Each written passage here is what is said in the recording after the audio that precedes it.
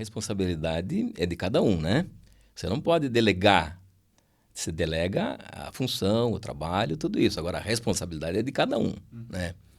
E assim como ele, a gente procura não criar o fraco. E para não criar o fraco, você tem que deixar a pessoa errar, né? E estimular que ela possa aprender com os erros, né? Isso é um método que funciona bem.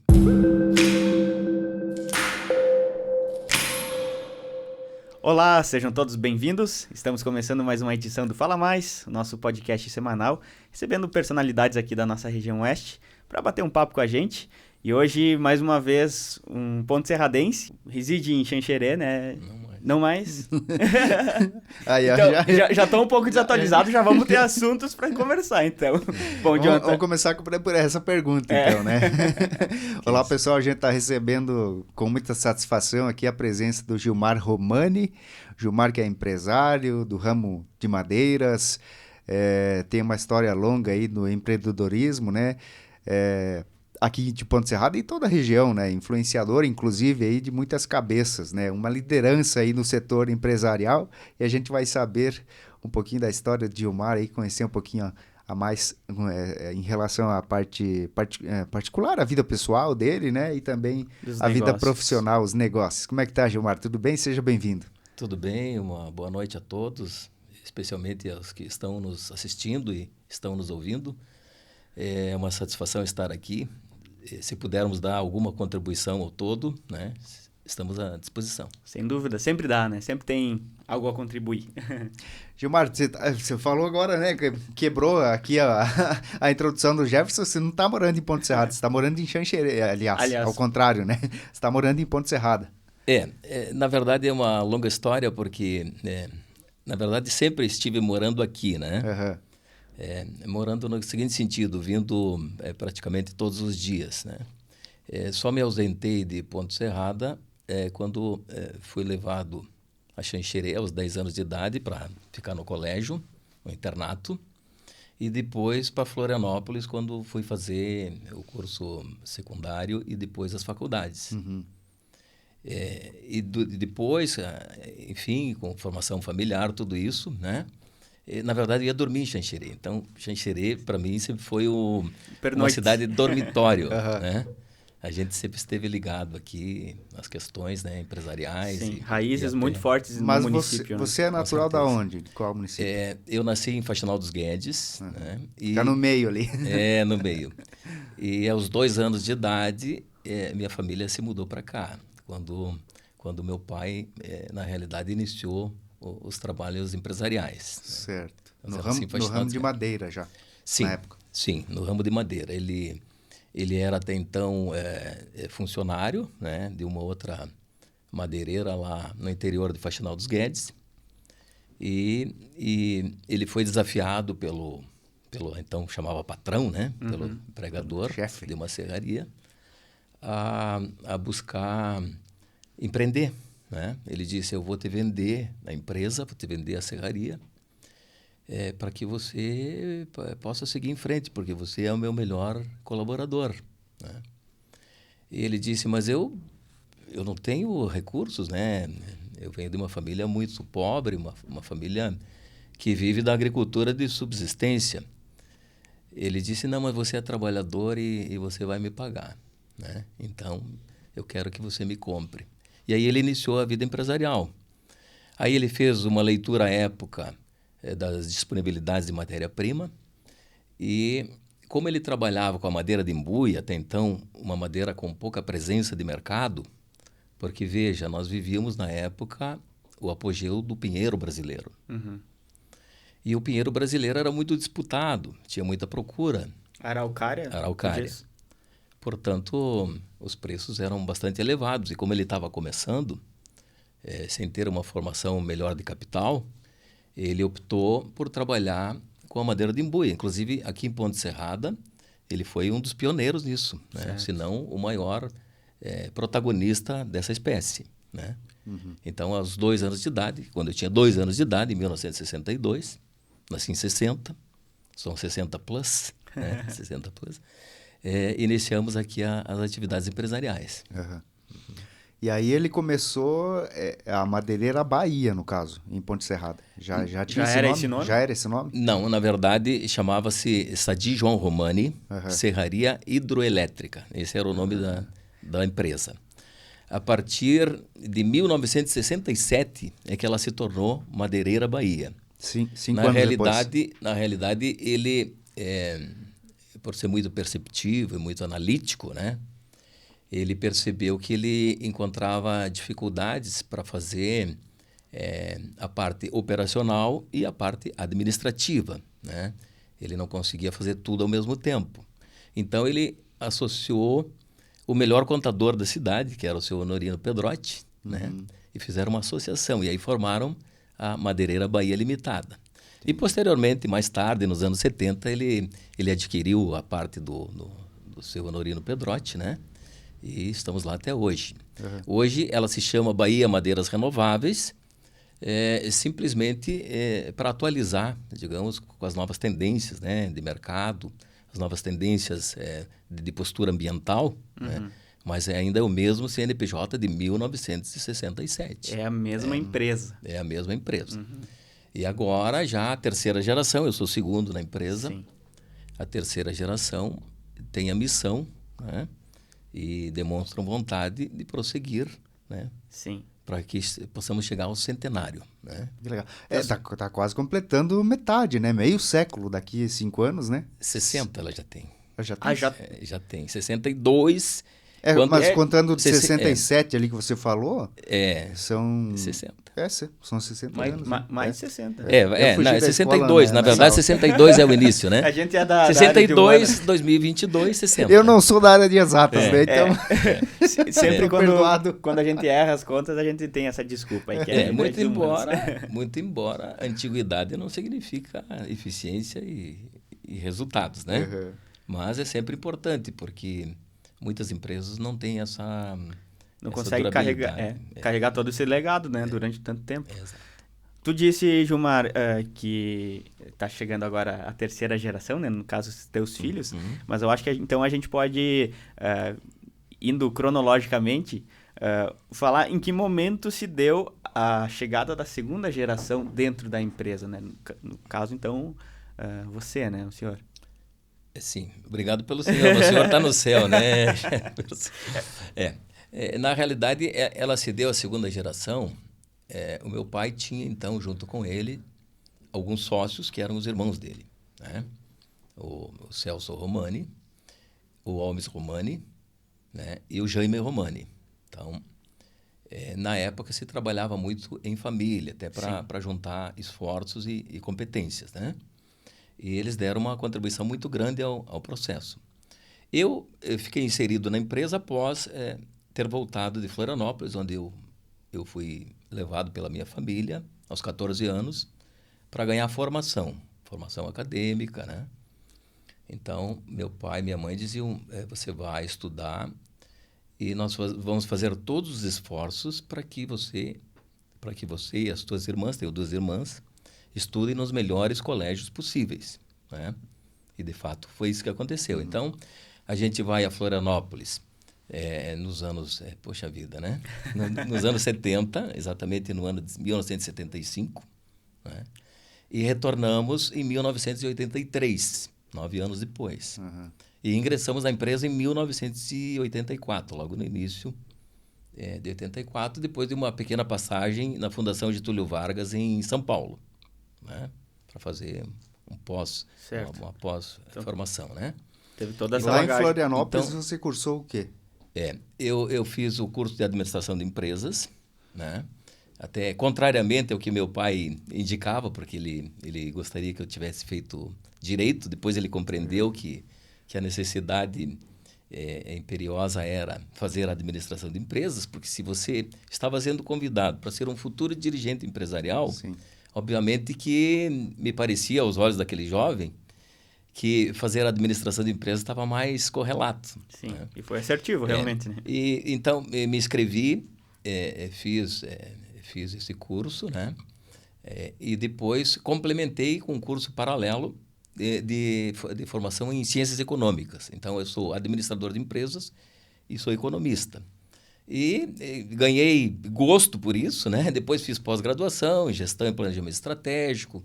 Depois fiz direito do processo civil, né? Não sou advogado, mas fiz pós-graduação especificamente nessa cadeira. Essa é a minha formação. Então você está na empresa já, agora vou acertar a conta, né? Há quase 40 anos. Quase 40. Tipo assim, não dá para cozinhar na primeira fervura, né? Já precisa um pouco mais. Verdade. Mas e como é que foi a tua entrada, a tua chegada, assim, Gilmar? Você já se sentia... Que tipo de cargo você ocupou na época? Você entrou fazendo o quê, por exemplo? Porque era... Assim, você estava, claro, né, dando sequência ao legado deixado aí pelo seu pai, né, pela família. Sim. Na verdade, o meu pai estava sempre à frente de tudo, junto com os irmãos dele, né? E, bom... No dia que eu ingressei, ele disse assim, Gilmar, essa aqui é a minha sala e agora ela não é mais minha, agora ela é sua. Né? A partir de hoje você vai ser o administrador. Quando você chegou, ele passou a administração para você? No primeiro dia que eu cheguei na empresa. Eu tinha até então 23 anos. Tá?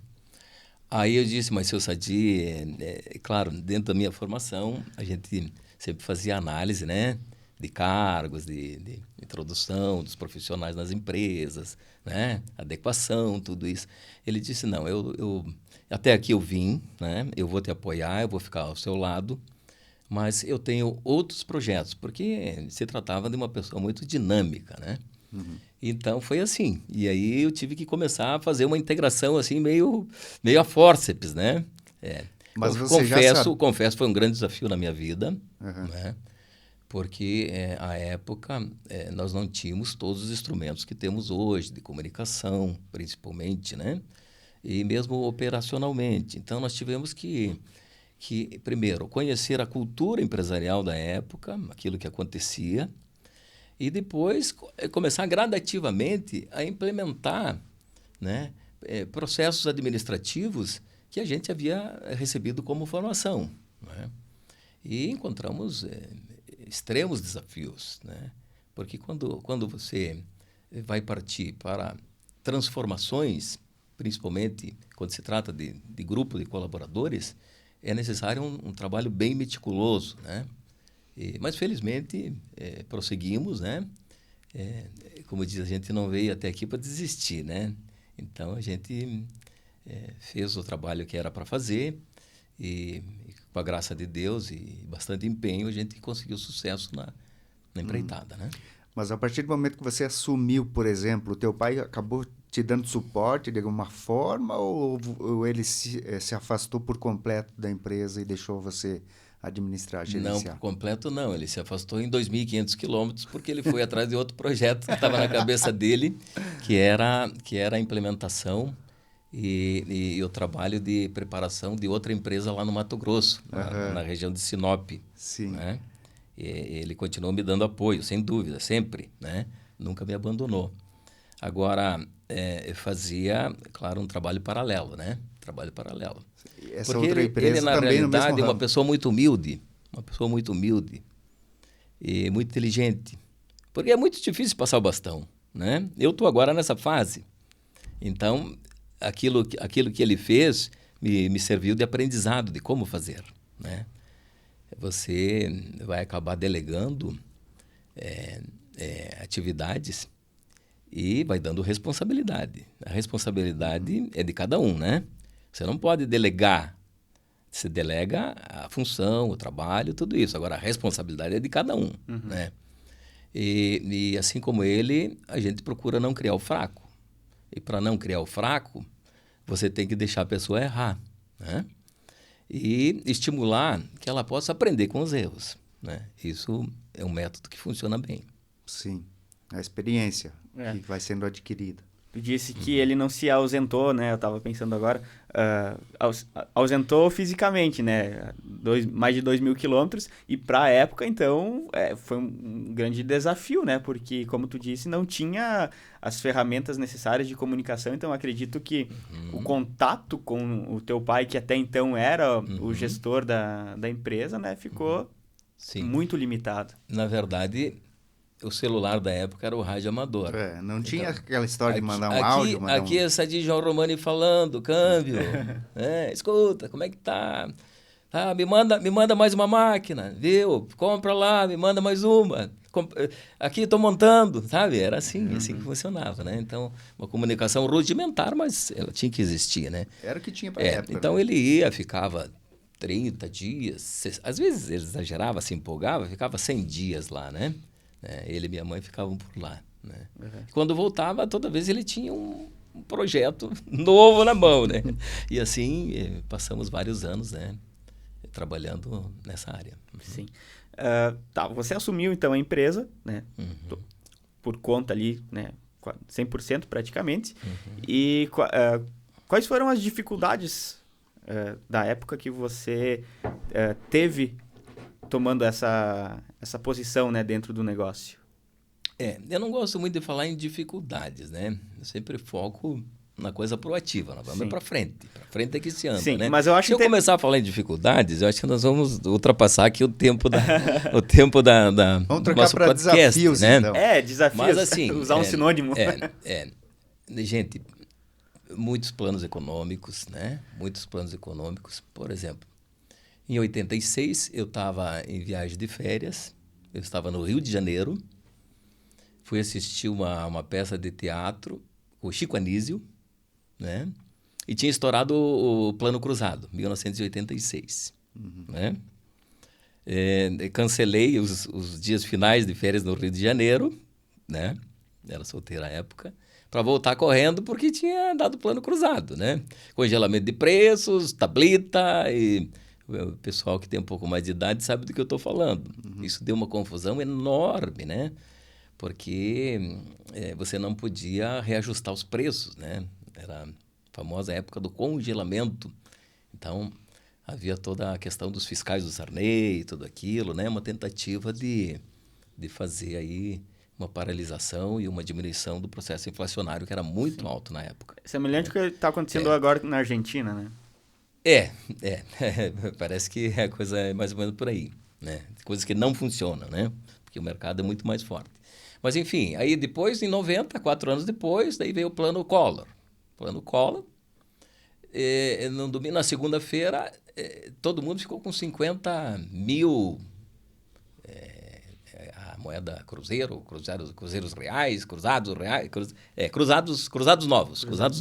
Nossa, faz tempo, tô esquecendo. 50 mil que não dava para nada, absolutamente, e uma folha de pagamento aí de 200 pessoas para serem pagas, né? E aí, meu amigo? Então, se for falar de dificuldade, depois veio o Plano Bresser, enfim, assim, muitas dificuldades, porque a economia brasileira, ela tem um modelo extremamente perverso para quem empreende e para quem produz. Ela é muito centralizada, né? Então, todos os recursos que são arrecadados, eles vão para Brasília, né? E lá em Brasília, eles não são devidamente aplicados, do meu ponto de vista, com todo respeito, né? Não estou falando nem de governo A, nem de governo B, tampouco de governo C e de tantos. Está falando do sistema assim, de forma cultura, geral. Né? A gente costuma dizer, assim, numa abordagem um pouco mais crítica, né, que a monarquia não deu certo no Brasil e tampouco a república, né? Estaria na hora, assim, de começarmos tudo de novo, né? Tudo de novo. Então, há, de certa forma, assim, muitos empecilhos na vida empresarial que não precisariam, né? Os empecilhos já ocorrem normalmente, né? A questão da disputa do mercado, a questão de você formar equipes, né? A questão de você vencer todas as barreiras necessárias de institucionais, né? Já existe, né? E quando entra o Estado brasileiro, ele faz uma esculhambação danada, né?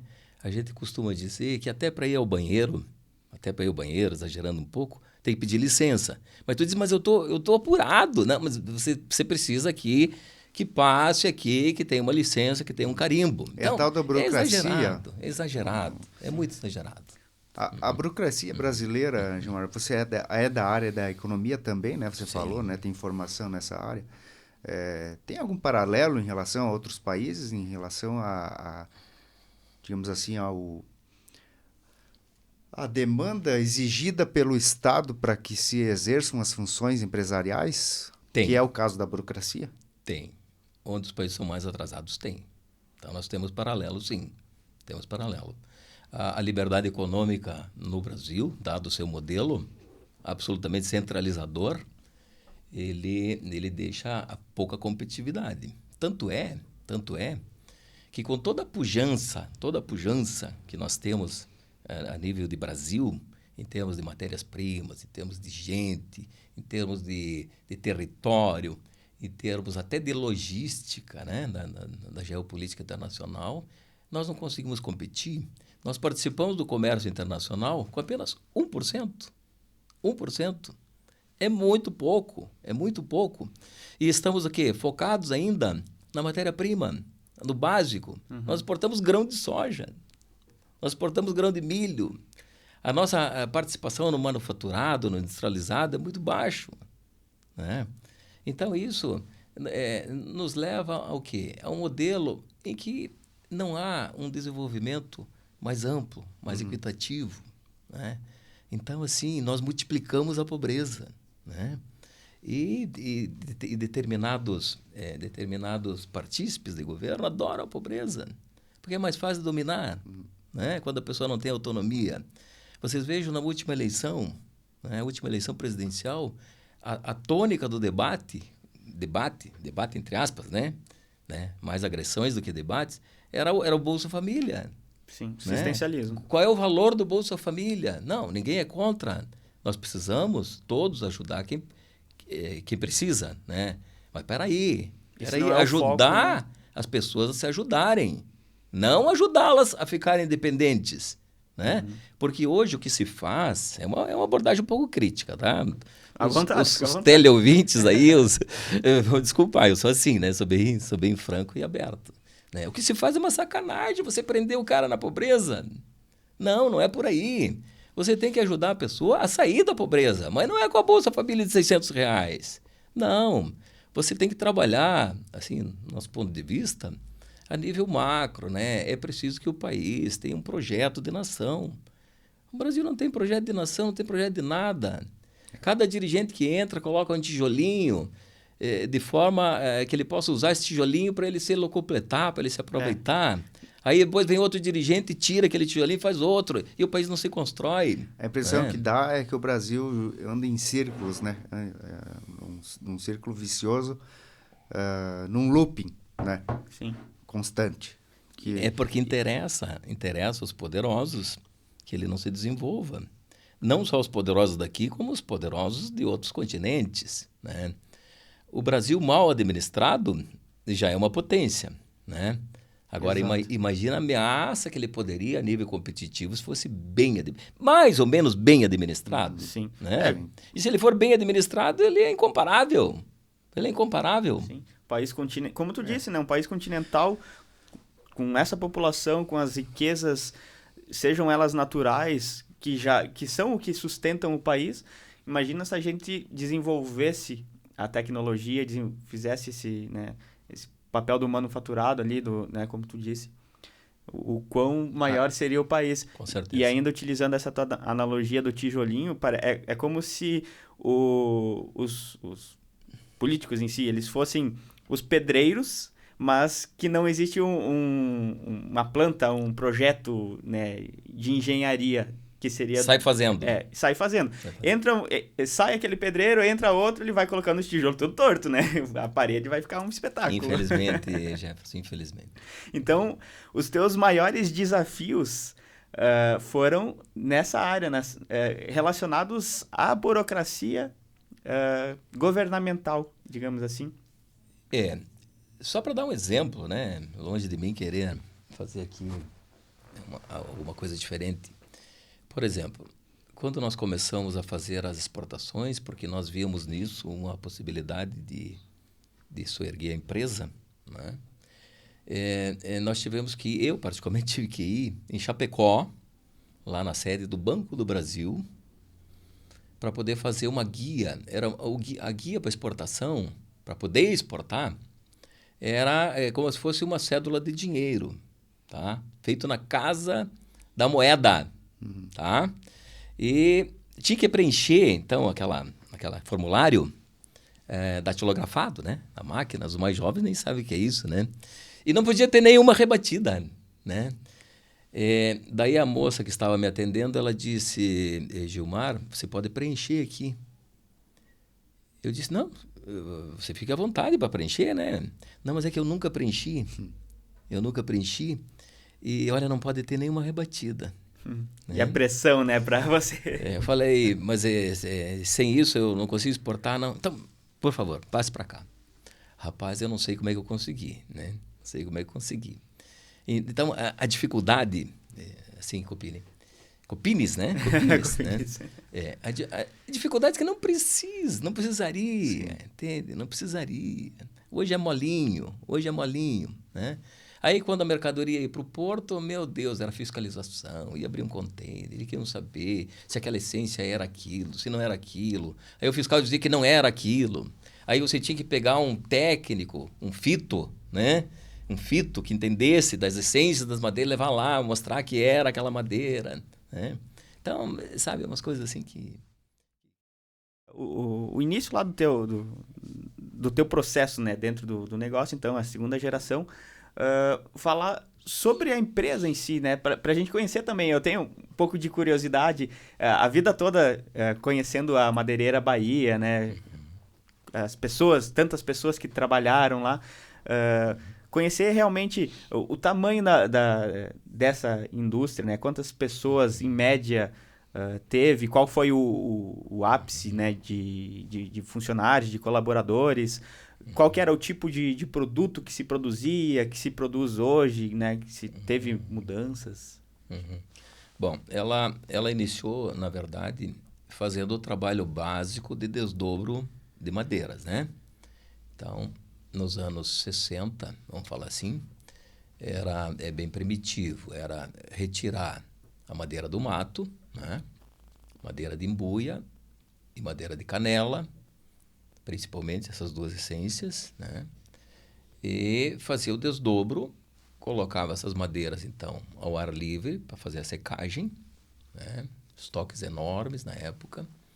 E depois essa madeira era levada para os mercados de São Paulo, de Porto Alegre e de Curitiba, basicamente, onde eles eram industrializados. Então, essas empresas de lá faziam móveis, né? Até hoje se encontra em determinadas casas ainda, móveis mais antigos, né? Feitos totalmente dessas madeiras, né? Madeira maciça. Era, por exemplo, a tábua bruta, digamos assim? Bruta. Então, a nossa empresa, através do trabalho do meu pai e da minha mãe, era sempre referência de qualidade, né? Eles sempre cultuaram fazer bem feito, né? Bem feito. E o lema do meu pai, assim que eu atribuo a ele, né, é que nada resiste a um bom trabalho, né? Se você fizer um bom trabalho, automaticamente, você tem muito mais chance de ter sucesso, né? Então, no início, era assim. A partir do início dos anos 70, o Brasil, depois de 64 e tal, onde houve assim, bastante investimentos no Brasil, né, com capital externo, né, na presença da administração militar, o Brasil passou a ter um crescimento econômico muito grande, né? Se crescia barbaramente, 8%, 10% ao ano, né? Chamado milagre econômico brasileiro, né? Onde foi feita toda a infraestrutura do Brasil, inclusive até hoje, né? Se você pegar aqui a 282, por exemplo, a nossa aqui... É a da época, né? Ela passou em 1971, quando justamente nós fomos a Xanxerê para poder estudar. E aí o meu pai, logo em seguida, minha mãe foram morar lá e podiam vir todo dia porque tinha um asfalto, né? Então o Brasil crescia muito, né? E aí motivados assim por um trabalho bastante intenso, muito intenso, né? Meus pais trabalharam muito e procuraram trabalhar certo, né? Fazer o certo, aproveitar as oportunidades, né? Então, a empresa teve um crescimento muito grande, né? Teve um crescimento muito grande nesse setor. Aí, bom, havia demanda para se fabricar alguma coisa já com aquela matéria-prima, né? Foi um up, já foi um processo de crescimento. Um avanço. Então, meu pai montou uma fábrica de portas, né? Portas maciças, portas de embuia. E aí, ele utilizava o melhor da madeira para fazer as portas, já passou a não vender mais o tabuado em si, que era muito, muito primário, e agregar valor. Com isso, ele recrutou os melhores profissionais que tinha na cidade, né, para montar toda a estrutura de produção, tudo isso, né? Era um homem muito dinâmico, muito caprichoso. Também com referência no mercado. Então, na época, era mais intensivo de mão de obra. Nós chegamos a ter 300 funcionários para a época, né? Isso em que época? Estou falando dos anos 70. Eu falo em décadas, né? Porque Sim. falar em anos já fica mais... Mas uma empresa já fica mais prejudicado. Mas uma empresa dessa história, né? Nos anos 70, bom, tem uma curiosidade bem interessante, né? Porque havia bastante madeira nativa ainda aqui na região, né? Então, meu pai e minha mãe, o que eles faziam? Eles economizavam e eles compravam essas áreas de mata, né? E faziam reserva técnica em outras áreas. Compravam a mata e a terra e faziam reserva técnica. Por quê? Porque a primeira função, eu falo tecnicamente, mas a primeira função do administrador é o planejamento, né? A letra P, né? Depois vem as outras aí, né? Então, primeiro, planejar, né? Então, planejar para o futuro, matéria-prima. E aí veio um óbice institucional que, para você retirar uma árvore, você tinha que plantar o correspondente a 4, né? E você tinha 2 formas de fazê-lo, né? Ou você fazia o projeto, registrava em cartório e fazia o plantio, comprovava o plantio, ou você pagava empresas que fariam isso, né?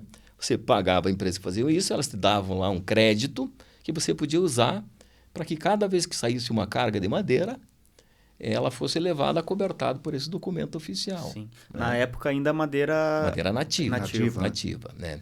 Então, meu pai e minha mãe, eu sempre falo pai e mãe porque eram os dois que faziam o protagonismo, né? Além dos irmãos, dos cunhados, de toda a família, né? Que a gente é muito grato. Então, o que acontecia? Tinha que plantar alguma coisa. Ele dizia assim, eu não estava presente, mas a gente, né, tem o histórico da empresa, que, bom, se eu não plantar, eu não vou ter nada, né? Eu vou pagar para um outro plantar. Então, vamos plantar, né? Porque se convidasse eles para trabalharem, nossa, né? Tranquilo, né? Era com prazer. Porque se você tem que fazer, é com prazer. Se não fizer com prazer, daí melhor. Como é que é nas escadas do templo, né? É bem interessante, né? Melhor esmolar nas escadas do templo, né? E se é para trabalhar, vamos trabalhar com amor, fazer com carinho, fazer bem feito. Que ele sempre falava, né? Ele sempre falava. Então, eles passaram a pesquisar o que eles iam plantar. Aí plantou a própria embuia, pinheiro, araucária. Aí as exóticas na época, quais eram as exóticas? Eucalipto, que até então não tinha muito pouco, pinos, né? Porque o pinos foi introduzido nos anos 60 no Brasil para atender a indústria de papel, né? Então havia muito incentivo para o pinos, né? Ele plantou árvores lá do Oriente, né? Pouca gente sabe, plantou quiri, né? Entre outras. E aí ele percebeu que a embuia tinha um desenvolvimento muito lento, muito lento. Portanto, de certa forma, comercialmente inviável. Pode-se fazer aí um reflorestamento, né, de embuia, mais assim para as gerações futuras, no caso, né? Futuras, né, para manter a biodiversidade, né? E o pinheiro araucária, tinha um problema sério, que era, ao plantar o pinhão, né, havia uns ratões,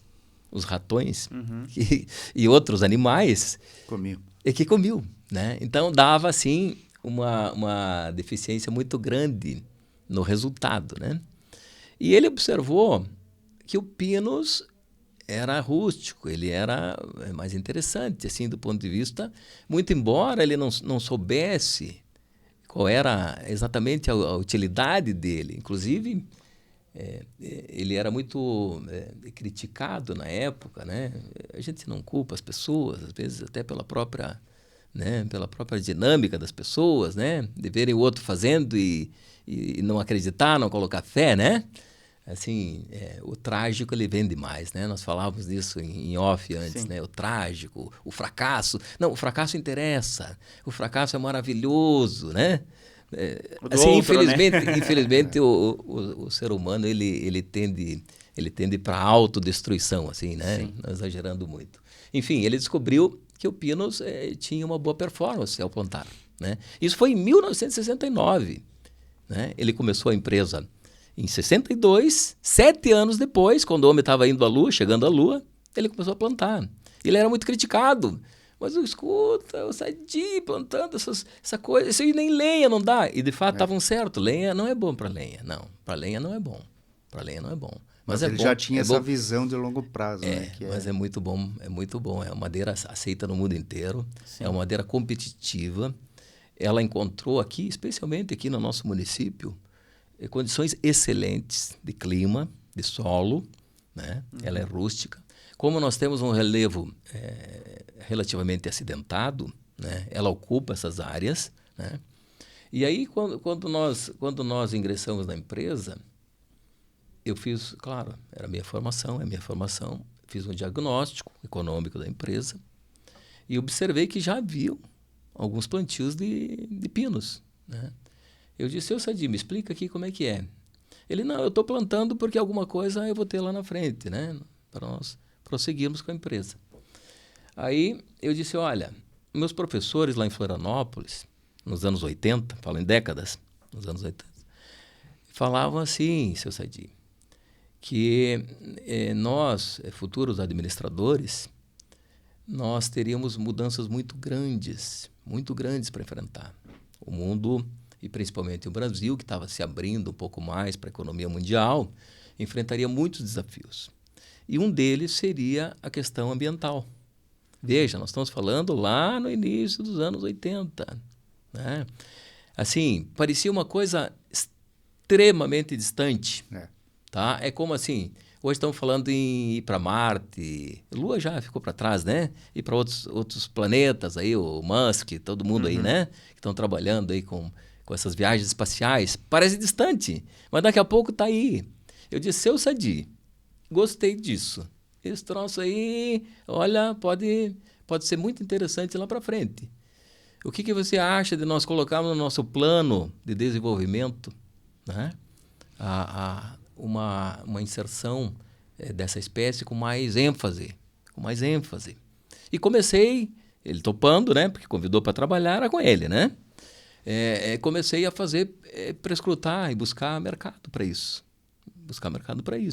Tanto é que já em 90 nós já estávamos exportando o pinus. Em 90. Quando tinha plano aqui, que tinha tableta, que tinha isso, a gente já estava... Né? Que foi um outro... Você falou em desafio, né, Jefferson? Foi um outro grande desafio, porque era uma madeira totalmente diferente, uma espécie totalmente diferente do que se trabalhava, que exigia outro tipo de cuidado, né? Outro tipo de secagem, já não podia fazer aquele estoque enorme que a gente tinha secando ao tempo. Ela é jogo rápido, serrar, secar e depois já industrializar, né? Porque ela é uma madeira jovem, é uma madeira que é hidroscópica, né? Ela recebe a umidade muito fácil, né? A madeira, assim, para os leigos, e falando de uma forma bem simples, é como se fosse aquela esponjinha verde e amarela que tem nas pias, né? Se você olhar atentamente, ela é cheia de poros lá dentro, né? A madeira, assim, a formação celular dela, né? E aí que entra a umidade, né? E a umidade fica ali. Então, se você não fizer uma secagem adequada, ela vai ter problemas, ela vai entortar, vai isso. Na madeira nativa, como ela é uma madeira mais densa, uma madeira com muito mais anos. Curada, né? Uma vez que ela secou, ela tem dificuldade de reabsorver, né? Ela já não é aquela esponjinha flácida, né? É uma coisa mais... Então, tivemos que buscar mercado, tivemos que desenvolver o produto. Depois, posteriormente, mais tarde, nós tivemos que buscar tecnologia para trabalhar essa madeira. Já era diferente, já era um outro fluxo de produção, já era outra forma, né? Aí nós fomos buscar tecnologia na Alemanha, a gente foi para lá, trouxe máquinas de lá, que tem até hoje, né? Para poder vencer esses obstáculos. E depois provar que você sabia fazer. Porque o importador quer comprar, ele precisa comprar. Ele precisa dar dinâmica para os seus negócios. Mas ele quer saber se você sabe fazer. Então, na verdade, a gente aprendeu, né? Aprendeu fazendo, aceitando desafios. E quando o importador... Hoje está um pouco mais difundido, né? Hoje já facilitou tudo isso. Então, ele me dê as especificações. Eu dizia, me dê as especificações, que eu vou procurar cumprir com as especificações, né? E aí, eles, como também não criam fraco, né? Me davam as especificações mais amplas possíveis. Né? Então, a gente fez muito exercício nesse sentido, né? Para superar esses obstáculos. Né? Uhum. E, claro, depois, com o advento da semi-automatização das linhas de produção, máquinas carregadeiras, né? Empilhadeiras, foi diminuindo aí a questão do número de funcionários, né? Mas exigiu uma melhora na qualificação dos funcionários. Uhum. Né? Nós chegamos, na época, a trazer professores aí do Senai, até, agora estou me lembrando, um deles havia se aposentado, né? Porque o Senai tem lá suas regras de aposentadoria, e como nos tornamos amigos, ele disse, Gilmar, você está com um programa bacana aqui, que era o chamado Bahia 2000, um salto na qualidade, né? Esse era o nosso programa. Ele disse, eu gostaria de continuar aqui contigo. Eu gostaria de continuar contigo. E eu falei, pá, bom demais, né? E aí ele veio se incorporar conosco, né? Para fazer treinamento. E o treinamento começava pelo curso de Relações Humanas. Olha, aqui dentro da empresa somos todos irmãos, né? Nada de fofoca, vamos procurar evitar, vamos tentar nos ajudar, né? Assim, o básico, lá do básico. Sim, né? Detalhes, né? Detalhes. O sucesso, ele tem que ser trabalhado, né? Não tem como. Nessa época, Gilmar, que vocês começaram já a fazer as exportações ali nos anos 90, né? A empresa ainda fazia a extração, era permitida ainda a extração dessa madeira nativa, a araucária, por exemplo, a própria embuia, ainda existia para se extrair? Quer dizer, existe até hoje, né? Só não pode mais extrair. Sim, nós migramos, né? Fomos migrando gradativamente para as essências exóticas, no caso o pinus, né? Pinus, eucalipto, muito embora a gente optou pelo pinus, focamos até hoje no pinus, não por falta de matéria-prima.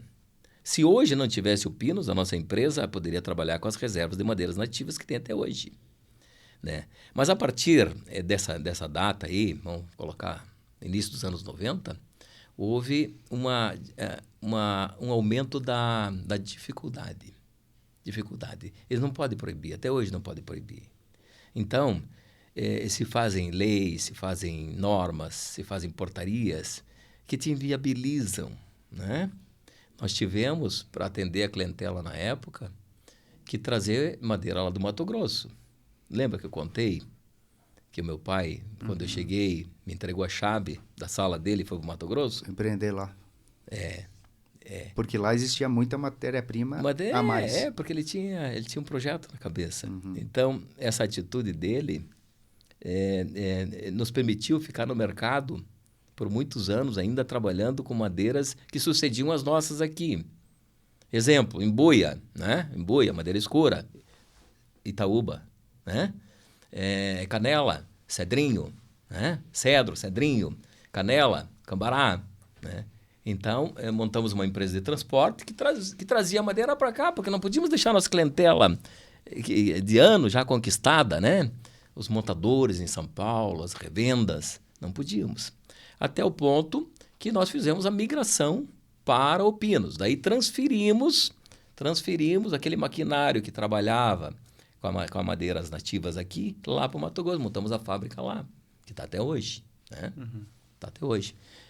Então, a dificuldade sempre grande do ponto de vista institucional, nunca estrutural da empresa em si. Né? A empresa ela mantém até hoje essa característica, ela olha para frente, né? Ela olha para trás para buscar o aprendizado, né? Ela olha para trás como se fosse um retrovisor, ver o que está acontecendo, o que aconteceu, mas passou, é para frente que nós andamos, né? Hoje a empresa já está com projetos em outras áreas, né? Na área de energia, por exemplo, já está trabalhando nisso, né? Está trabalhando aí com formação de biomassa e formação de energia a partir do sol, energias renováveis, e a partir da água, né? Nas hidroelétricas. Então, a empresa trabalha nisso. E trabalha, tem dentro da empresa a Ágata Romani, que é minha filha, que tem formação em engenharia florestal, que fez estágio na Floresta de Pinos Americana, né? E que está dando uma contribuição agora na melhoria genética, que ela fez a graduação dela e a especialização em melhoria genética do Pinos. Né? Então, assim, se você tem uma área, vamos falar aí de 100 hectares, por hipótese, né? 100 hectares, e você produz lá 50 metros cúbicos ano, né? Com o tradicional, que não se consegue, né? Na verdade, se consegue 35 até 40, né? Com a melhoria genética, você vai a 50 até 60 metros cúbicos hectare ano, né? Então, com 100 hectares, você não precisa mais 100 e poucos hectares. Com 100 hectares, você faz mais. Sim, no mesmo espaço você consegue. Então, você trabalha nisso, né? Que é muito o que acontece na produção, por exemplo, de milho, soja, essas coisas, né? Exatamente. Que ele vai ganhando volume dentro do mesmo ambiente. Exatamente. Então, nós encaminhamos, assim como o meu pai e minha mãe haviam feito comigo, né? Eu estou repetindo o verso, porque isso dá muito certo, né? Educação dá muito certo. Aliás, é o que falta para o Brasil, né? É o que falta para o Brasil. Educação, formação, né? Isso modifica, né? Quando as pessoas são agentes de transformação, tudo acontece, né? Tudo acontece. Essa política da sustentabilidade, vou chamar assim, né, Gilmar? Me corrija se eu estiver equivocado, mas ela é uma política que vem lá da década de 70 ainda, né? Quando teu pai começou a ter essa ideia aí de reflorestar, de plantar, produzir a própria matéria-prima. E ela continua até hoje. A empresa hoje é 100% sustentável? Como é que é? 100%. Ela é autossustentável, quer dizer, né? Sim. Isso, Além de ter esse princípio dentro dela, né, da sustentabilidade e da preservação, né, ela é autossustentável e ela tem excedentes que são comercializados, né? Ela ainda tem excedentes, porque ela fez disso, ou nós fizemos disso, uma unidade de negócios, né? Mais uma unidade de negócios. Certo. Então, a madeira extraída das florestas de vocês, ela não fica só para produção própria, no caso ali? Sim, nós teríamos que... Fazem extrações? Para ficar só para nós teríamos que ampliar muito a indústria, o parque industrial, né? E, bom, talvez a gente venha fazer isso, não sei. Vamos ver a terceira geração, né? Mas em termos de Vamos percentual... ver, né? Talvez, não sei. Em termos de percentual, só para a gente ter uma ideia, por exemplo, o que excede a produção que vocês vendem a madeira? Excede na maioria. Ô, Gilmar, uma coisa que me chamou a atenção, voltando um pouquinho do assunto, agora mudando de assunto, mas voltando para o que a gente foi debater, na verdade você explanou já anteriormente. Você falou que a questão do Brasil, por exemplo, né, a monarquia não deu certo, e a República também não deu certo e teria que começar de novo. O que seria esse começar de novo, por exemplo? Poxa, é uma pergunta bastante ampla, né? Assim, de forma suave, tá? Não é exterminar todo mundo, não é dar uma de Putin aí, jogar uma bomba, não é nada disso, tá? Começar de novo no seguinte sentido. Vamos fazer um planejamento, vamos pegar o Brasil, né? Com toda a potencialidade, vamos analisar pontos fortes, pontos fracos. Onde é que nós podemos ser fortes? Né? Vamos fazer um trabalho com a nossa gente, um trabalho, assim, de alimentação na primeira infância. Vamos fazer um trabalho que o Estado brasileiro pode fazer e é barato. Vamos fazer um trabalho sério na educação. Né? Vamos abordar os aspectos culturais, aonde nós podemos ser fortes, como é que nós podemos trabalhar, por exemplo, toda essa versatilidade que o brasileiro tem. Né? O brasileiro é um povo maravilhoso, é um povo que não é beligerante, é um povo amistoso, né? Inteligente. Agora, se não é dado o aparato para que cada um se desenvolva, ele vai ter dificuldades. Ele vai ter dificuldades. Então, assim, o começar de novo, na nossa opinião, é você escolher um modelo que seja um modelo de protagonismo, onde o cidadão seja o cara, e não o Estado. Né? O Estado, quem tem que servir o cidadão é o Estado, e não o cidadão servir o Estado. Compreende? Então, é uma postura que a gente adotou desde os bancos escolares, né? E nós tínhamos discussões assim, bastante amplas na época universitária com o grupo dos centralizadores, né? Daqueles que defendem a presença majoritária do Estado. O Estado como indutor do crescimento econômico. Né? Nós entendemos que não. Né? O Estado deve ser o Estado necessário. Não falo de Estado mínimo, não falo de anarquia, né? De não ter Estado. Não. O Estado mínimo. Aquele que vai atender as necessidades importantes, né? Para que você crie o cidadão protagonista, como é nos países mais avançados do mundo.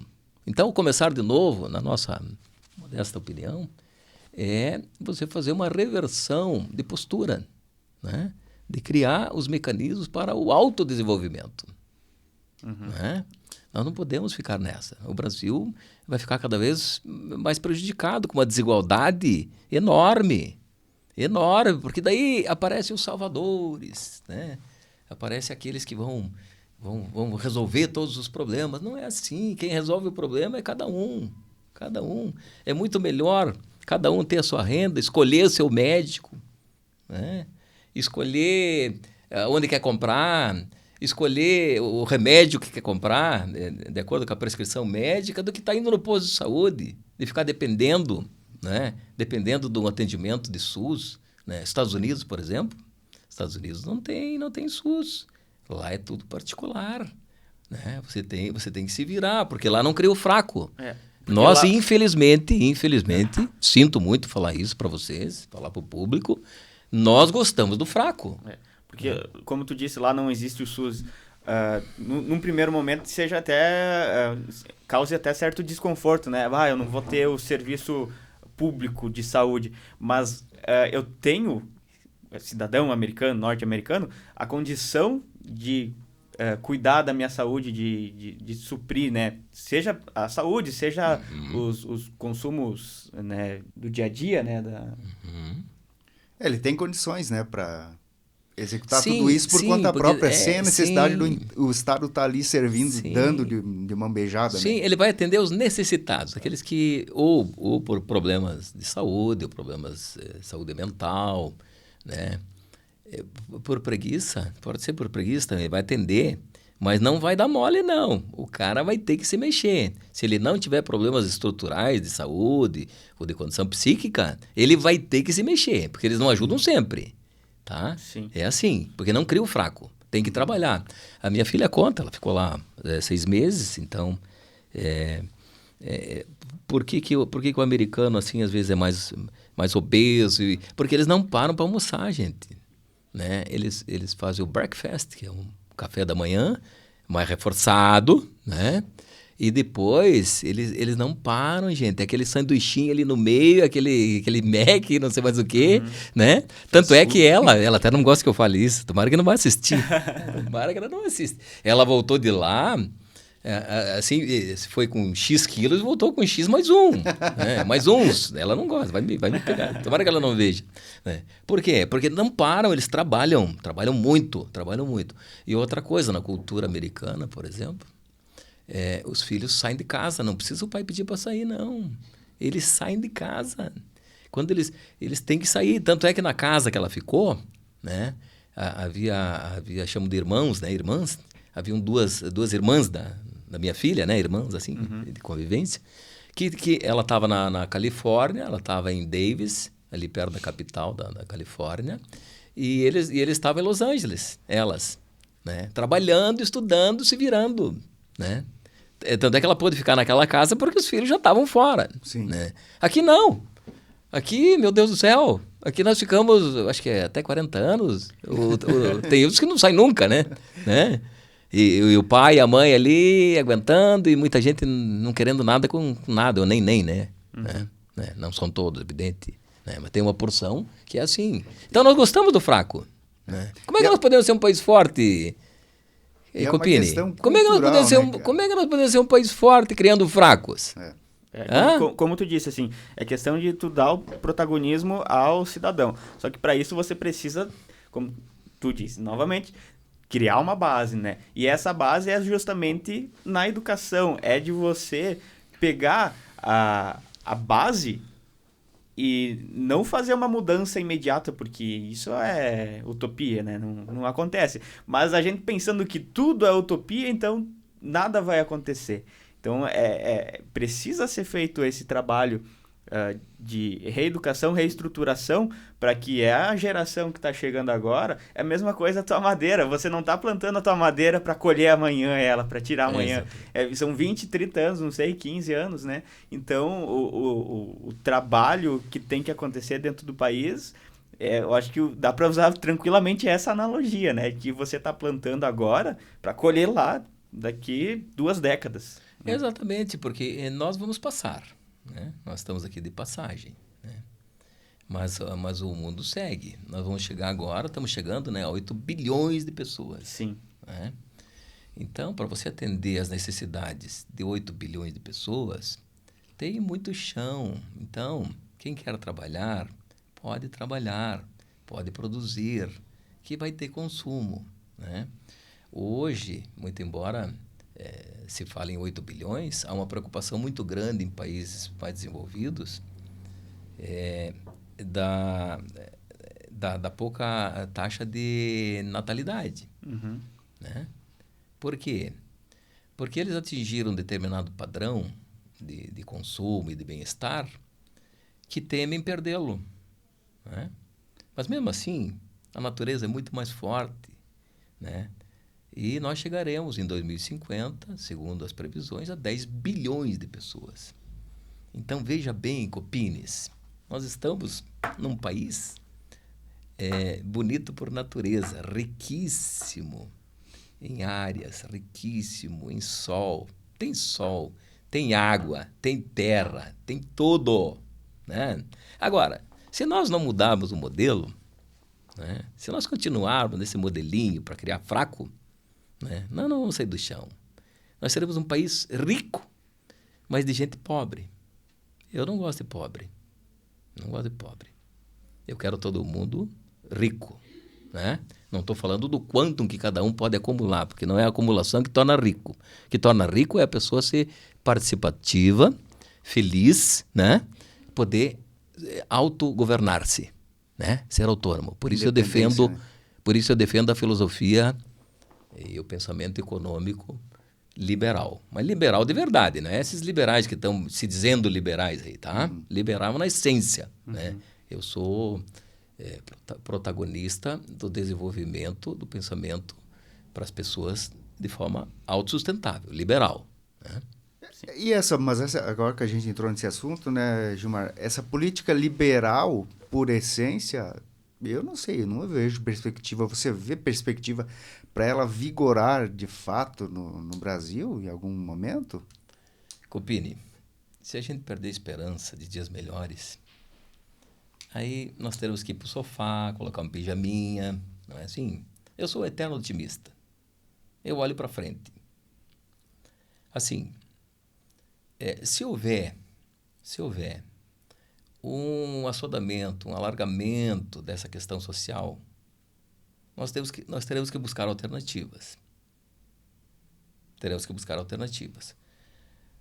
Você estava falando antes de Argentina, suponho que você poderia citar Venezuela e tantos outros, Cuba, né?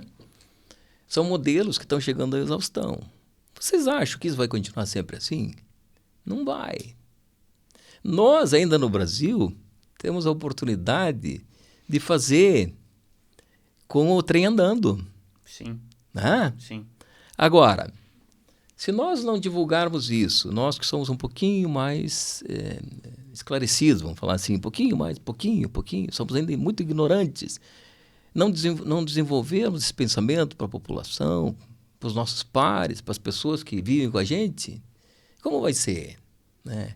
Porque o status quo, aquilo que está relacionado, né, do momento, ele não faz essa divulgação. Ele quer o dependente. O nosso modelo é o da dependência. É o da dependência. Então, eu tenho esperança, sim. Agora, quando vai ser? Não sei. Talvez até o dia da minha morte. Não sei. Né? A gente nunca sabe. Né? E se não for, serão para outros. Tenho esperança, sim. E é uma situação porque parece que você luta contra o sistema, né? A pessoa pode ter esse pensamento aí de exercer uma certa política nessa área liberal, né? Nesse sentido, nesse viés para o desenvolvimento econômico do país, de uma outra forma, que o Estado seja menos intervencionista, digamos assim, mas o sistema está tão enraizado que, às vezes, o próprio gestor, administrador, acaba se rendendo ao sistema, né? E acaba se desvirtuando, muitas vezes, dos seus próprios pensamentos e objetivos para implementar a sua política, enfim, implementar o seu modelo, digamos assim, que na cabeça seria o ideal. Isso. Agora veio à minha mente parte da letra de uma música do Ney Matogrosso, né, que diz: o importante é não estar vencido. Né? O importante é não estar vencido. Você pode, durante uma batalha, e agora estamos falando especificamente disso, né, a que tu te referes, podemos estar feridos, poderemos estar em muita dificuldade, mas o importante é não estar vencido. Né? Aqueles que se sentem vencidos não podem mais lutar. Né? E uma vitória sem luta é inglória. Né? E para você vencer, você precisa lutar. Né? E para lutar, você precisa estar preparado. Né? E o preparo, ele exige uma dose muito grande de boa vontade e uma paciência a toda prova. Né? Então, sim, nós temos esperança. Um dia será. Eu acho que todos esses assuntos eles vão se juntando, pelo menos aqui na minha cabeça, pela seguinte questão. Então, a gente falando da questão do país, né, da política econômica, a política do país mesmo, né? É esse cenário nacional que são reflexos locais, né? Então, a gente querer... Eu já falei isso em outras ocasiões com outros convidados aqui, mas é de a gente querer organizar a casa, né? Então, a gente organizando a nossa sociedade localmente, isso vai ser reflexo nas outras esferas. Ela começa pelos meus próximos, né? Então, eu tenho mais poder de fala, por exemplo, conversando contigo, conversando com um prefeito, com um vereador, com outras pessoas presentes na sociedade local. E esses representantes, como o nome já diz, que vão nos representar nas demais esferas, mas precisa existir esse alinhamento, né? A questão da parte liberal, de políticas liberais, concordo contigo, de que o país, agora falando como um todo, ele precisa desinchar, né? Enquanto você falava, até eu pegava e fazia na mente aqui a mesma analogia do teu negócio ali, de que se você estivesse vivendo até os dias atuais apenas do extrativismo de madeira, a empresa já não existiria mais, né? E é o que acontece muito em muitos governos que a gente vê, de países vizinhos, inclusive, de que eles estão fazendo o extrativismo das riquezas da produção do povo, da produção das suas indústrias, e não estão propiciando que a geração de riquezas, né, dentro dos países. Então, é isso que não acontece e que tem um prazo de validade para ruir, né? Pegando na parte social, eu acho que é um ponto que a gente poderia tratar, Gilmar. Você trabalha há décadas, então, dentro do teu negócio, né? Dentro da indústria, mas sempre com um braço voltado para a sociedade onde você está inserido, né? Onde o teu negócio está inserido, da mesma forma que outras pessoas que a gente já conversou aqui têm esse papel de certa autoridade, desenvolvedores de opinião, inclusive, na questão do empreendedorismo, na questão de você partilhar conhecimento para o desenvolvimento não só do teu negócio, mas para o desenvolvimento local. Então, eu gostaria que você trouxesse um pouquinho para o pessoal uma luz a respeito do que você já desenvolveu, do que você tem em mente em desenvolver no sentido coletivo, assim, né? Não apenas empresarial, mas social dentro do cenário. Assim, na realidade, nós fazemos parte de uma aldeia global, né? Vamos partir dessa hipótese. Por que países mais avançados têm programas em países menos avançados? Também porque interessa a todos o bem-estar coletivo. Claro, você primeiro vai cuidar do teu quintal, né? E depois você vai procurar estimular e ajudar, até onde é possível, que os outros também cuidem dos seus. Porque não adianta você estar com um quintal florido, ou cheio de hortaliças, ou de legumes, ou de outras plantas alimentícias, se em volta os quintais estão abandonados, não estão produzindo nada, eles vão chegar no teu quintal, cara, né? Então, nesse sentido, sempre que é possível uma participação comunitária, coletiva, né, no sentido de você dar a tua contribuição, eu sou parceiro. Eu trabalho mais em off, eu fico mais, né, não gosto de exposição, eu fico trabalhando mais num determinado momento em que eu estava preparando a empresa para a terceira geração, eu tive mais tempo e me dispus a participar coletivamente um pouquinho mais dinamicamente, né? E levei essa proposta que estamos falando aqui, né? Uma proposta de nós construirmos aqui, especificamente no município, se essa é a temática, construirmos aqui um projeto de desenvolvimento, né? Esse projeto de desenvolvimento, ele partiria e parte de uma análise, né? De uma análise socioeconômica, onde, assim como falávamos lá atrás, quem ouviu parte da entrevista, como o Brasil precisa, nós também precisamos, todas as empresas precisam, até do ponto de vista pessoal, nós precisamos de planejamento. Eu insisto muito nisso, porque ele é fundamental. Se você não sabe aonde quer chegar, né, qualquer vento é desfavorável ou favorável. Ele te leva a qualquer lugar, você não chega onde precisa, você não sabe onde quer chegar, né? Então, nesse sentido, nós levamos essa proposta junto ao CDL, né, que tem uma participação importante, refundamos, como havíamos feito lá no passado, a Associação Empresarial, né, construímos junto à gestão municipal, porque a política é extremamente importante, né, é ela que define os rumos, nós vivemos num país centralizado, né? Então, todos os programas governamentais para trabalhar junto à população tem que passar pelo poder público.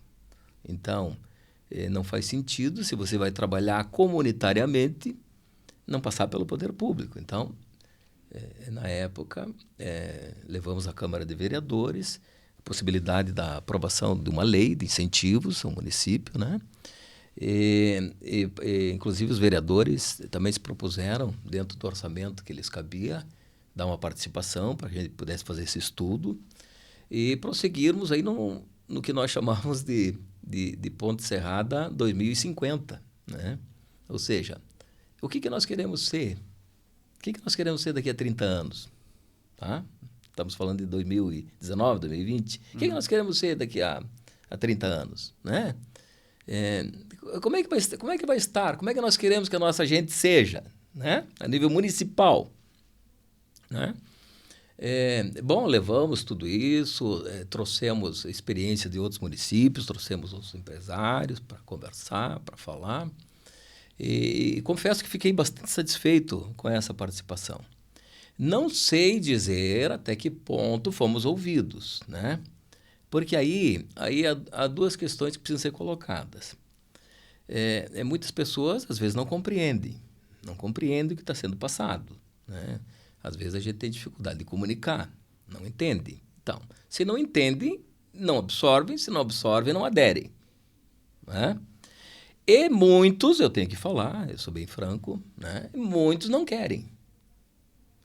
Porque o nosso modelo não quer o forte, o nosso modelo não quer o protagonista. Quer, mas não quer. Porque para ser protagonista tem que trabalhar, tem que se esforçar, tem que enfrentar desafios, né? Tem que abrir mão de paradigmas, daquilo que está enraizado na nossa mente. Né? E é duro, as mudanças, toda mudança ela é dolorida, né? Então muitos não querem, né? E quando nós entramos na questão da política, nós temos que fazer um divisor bem claro, um divisor. O que é política e o que é politicagem, certo? Vou tentar ser um pouquinho mais explícito. Política é trabalhar para o bem comum. Ou seja, quem está fazendo política está fazendo políticas nos vários campos.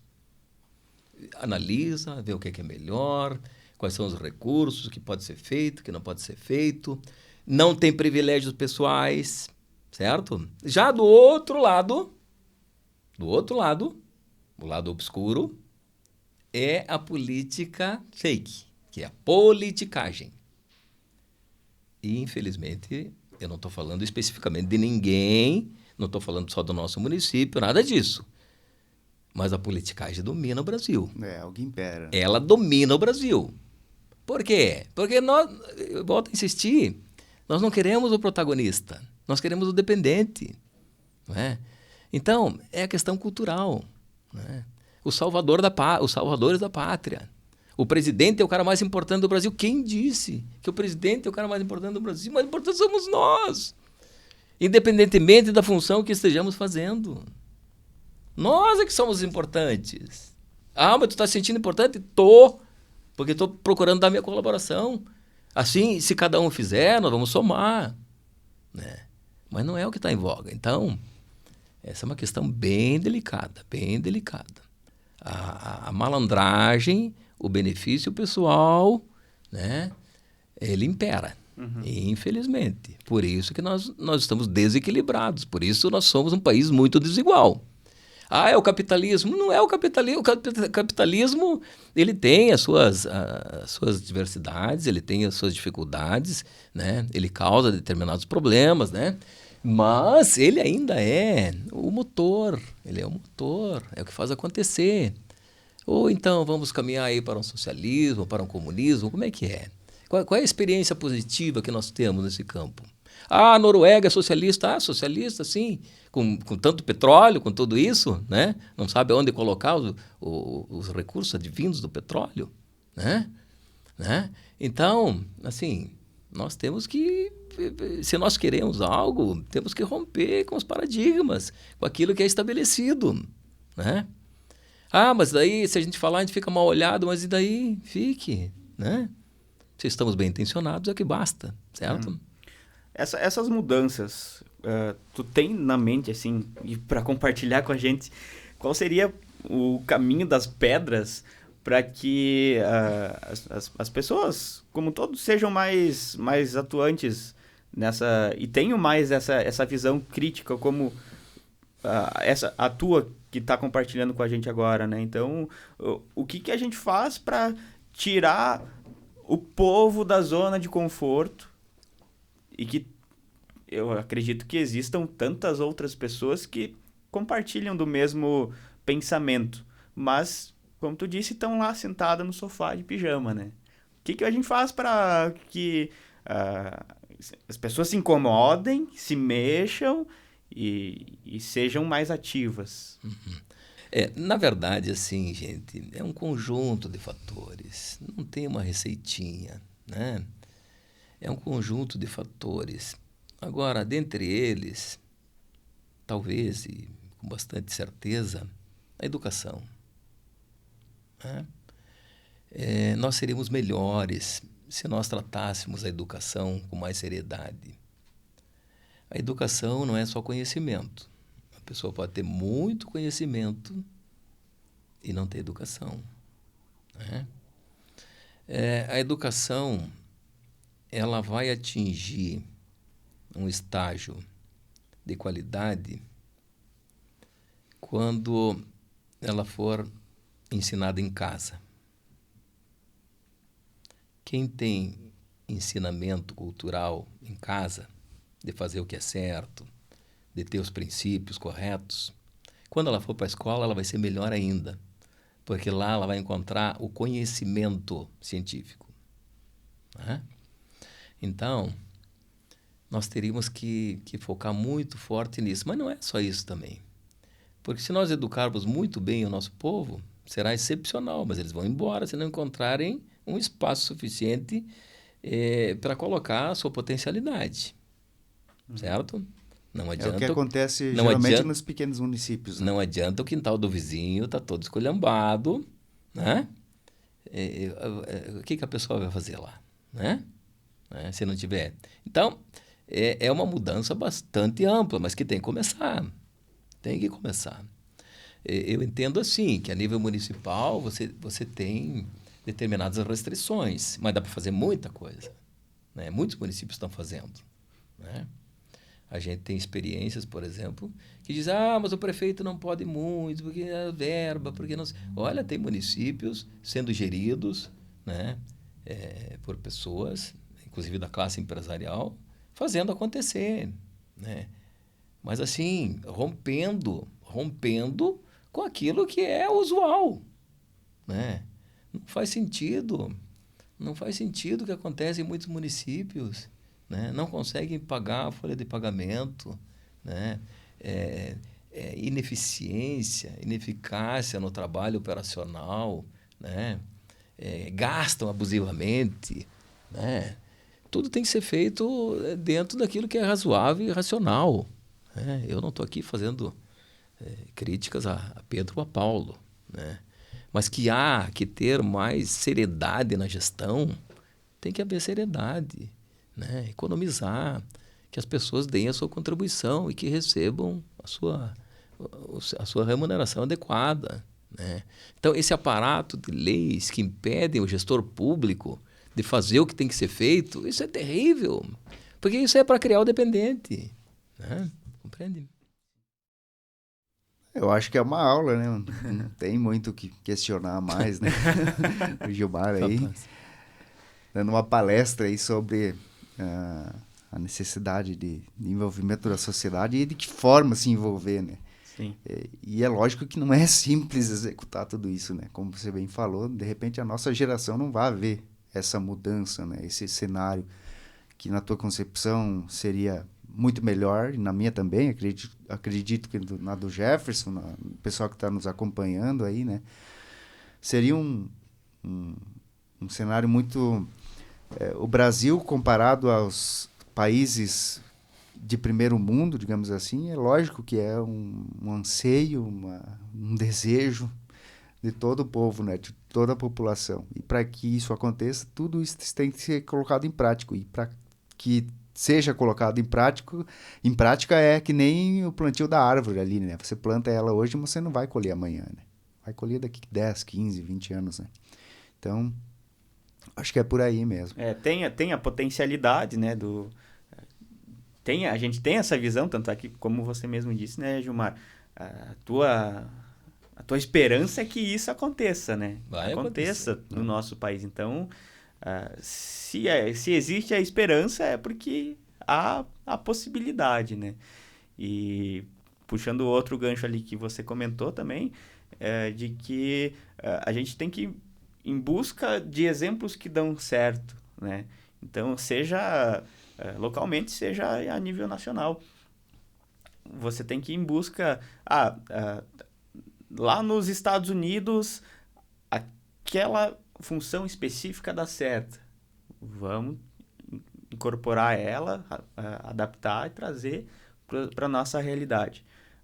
Lá na Argentina tem alguma coisa que a gente enxerga que dá certo. Vamos incorporar, adaptar e trazer para a nossa realidade.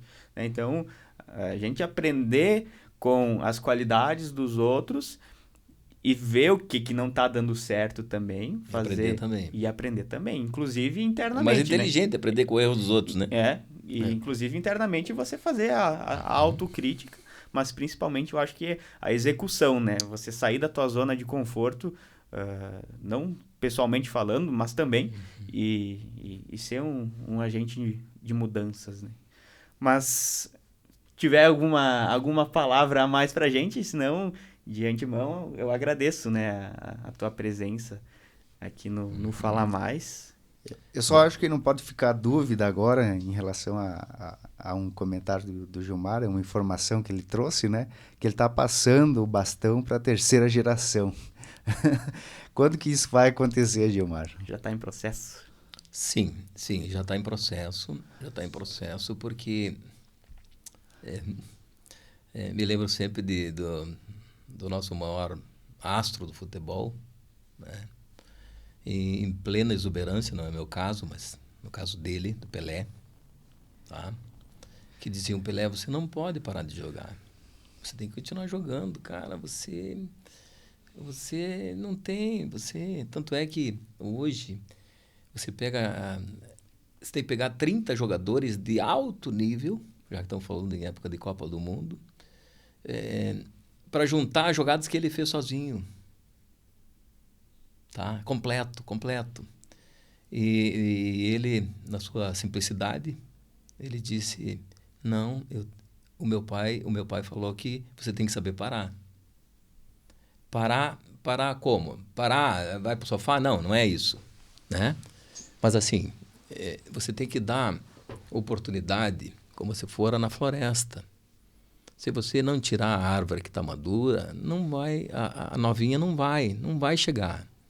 Ela vai ficar assombreada, ela não vai chegar, não vai crescer, não vai se desenvolver, né? E numa empresa é a mesma coisa, né? Ouvi uma expressão, uma comunicação do CEO, o principal dirigente executivo da Heineken, da cerveja verdinha, muita gente gosta, inclusive eu. Nossa! Um sujeito que deixou a empresa no apogeu, né? Mas que chegou o tempo dele. Então, é bastante interessante. Quem tiver interesse pode procurar aí na mídia. Quando ele se despediu da empresa, né? Então, a gente, dentro da nossa pequenez, também temos que fazer isso, né? Não somos eternos. Vamos até quando? Né? Assim... dar formação educacional, em primeiro lugar, motivar as pessoas, desafiá-las e não criar o fraco. É o que eu procuro fazer. Vai dar certo? Eu acho que vai dar certo, sim. Vai dar certo. Tem um modelo para isso? Tem uma receita? Não, né? Mas tem que fazer essa transição, né? Então, hoje eu procuro trabalhar utilizando essas 4 décadas, praticamente, de experiência empresarial à frente das coisas, para somar, né, para o meu grupo, né, e para o grupo das pessoas que têm afinidade com a gente, né? Porque o que nós vamos levar? que nós vamos levar para frente nas nossas vidas? Nós não vamos levar nada do ponto de vista material, né? O que nós vamos levar? Nós vamos levar essa vida que a gente leva, né? Dessa amistosidade, né? Dessa possibilidade de somar, de agregar pessoas, de motivar, né? Só isso. E quando esse momento chegar, Gilmar, você vai fazer que nem o teu pai? Vai continuar tocando o negócio em outro local, em outra região? Quando esse momento chegar de você passar o bastão? Não, esse momento já está presente, tá? Uhum. Tá. Não, eu já tenho outros projetos, eu estou trabalhando em outros projetos, né? Não posso agora fazer revelações, né? Sim. Eu não vou parar, né? Enquanto eu tiver saúde física e mental, eu não posso, porque a gente desenvolveu essa dinâmica. Faz parte isso que nos move, é o nosso combustível, né? O meu pai foi trabalhando até 83 anos. Quando fizemos a festa de aniversário de 83 anos, ele ainda estava trabalhando. Tanto é que a gente pensava em fazer um dia de semana e falou, não, dia de semana não. Dia de semana não posso. Não, tem que ser aí num domingo, né? Bom, beleza, fizemos no domingo, né? Tudo bem. Então é assim, né? É assim, se pudermos dar contribuição. Agora, a gente não sabe o dia da manhã, né? O dia de manhã pertence a Deus, não pertence a nós, né? Mas até o último momento a gente vai procurar, tendo condições, né? Porque se não tiver, daí não tem como, né? Uhum. É isso. Legal, muito bem. Bom, só nos resta agradecer, né, a presença aí do Gilmar Romani, toda essa explanação sobre vários temas, né, especificamente sobre o empreendedorismo, bastante abordado aqui nesse papo. Obrigado, Gilmar, e a gente espera contar contigo em próximas oportunidades aí para falar um pouquinho mais sobre tua vida pessoal também, né? Quem é o Gilmar dentro de casa, o que gosta de fazer nas horas de lazer, enfim, isso fica para um outro papo aí também, para que a gente possa ter motivos, e sempre teremos, né, para convidar o Gilmar aí para novas conversas. Obrigado, Gilmar. Parabéns pela trajetória. Tá. Muito agradecido aí a vocês, Jefferson e irmão. Eu fico agradecido também, né? Acho que falamos até demasiadamente, né? Espero que você faça aí alguns cortes para não chatear o pessoal. Estaremos sempre disponíveis, né, para tratar as questões, né? Vida que segue, né? Vocês dão uma grande contribuição também, fazendo esse trabalho bacana, um trabalho que é árduo, difícil, né? De levar às pessoas o que está acontecendo, né? Quem sabe de levar um pouquinho também da questão da educação, né? Dentro dos seus blogs, dentro das suas possibilidades, sempre colocar alguma coisinha que possa ir mexendo com as pessoas nesse sentido, né? Para quebrar um pouquinho desse modelo perverso que nós temos no Brasil, né? Então, muito agradecido, muito obrigado. Muito bem, a gente que agradece, Gilmar, trazer, como complementando, né, trazer as boas notícias também, né, o compartilhamento de boas ideias, inclusive, e esse é um dos motivos da gente estar com o Fala Mais, né, trazendo o pessoal para conversar também. Não canso de frisar isso, né, que é o compartilhamento dessas ideias. Todo mundo tem alguma coisa a contribuir, né? Sem dúvida. Todo mundo. Ok, como diz o alemão, tamo junto. Né? Muito bem. E obrigado também a você que acompanhou o nosso bate-papo. Curte o vídeo, se inscreve no canal do Fala Mais no YouTube. E vamos compartilhar esse conteúdo, como os demais. E a gente vê na próxima semana. Valeu, até mais.